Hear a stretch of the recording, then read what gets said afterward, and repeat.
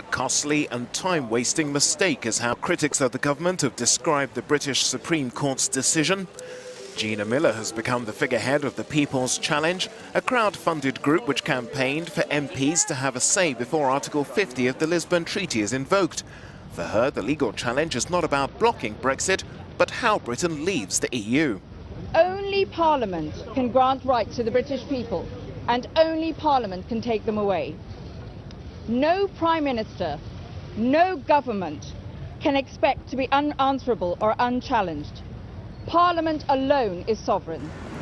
After much anticipation, Theresa May finally made clear last week that she'll be seeking a clean break with Europe with no strings attached. But her vision of Britain coming out smelling of roses and being in a more advantageous position failed to convince many. Sidelining Parliament. Can I urge her to stop her threat of a bargain basement Brexit? A low-pay tax haven on the shores of Europe. It won't necessarily damage the EU, but it would certainly damage this country. Businesses, jobs and public service. Are we going to get... The government has already said it will be business as usual. It will no doubt also be relieved it doesn't have to get the consent of the devolved assemblies. What a difference a week makes.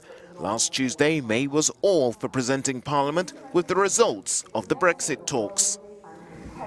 I can confirm today that the government will put the final deal that is agreed between the UK and the EU to a vote in both Houses of Parliament before it comes into force.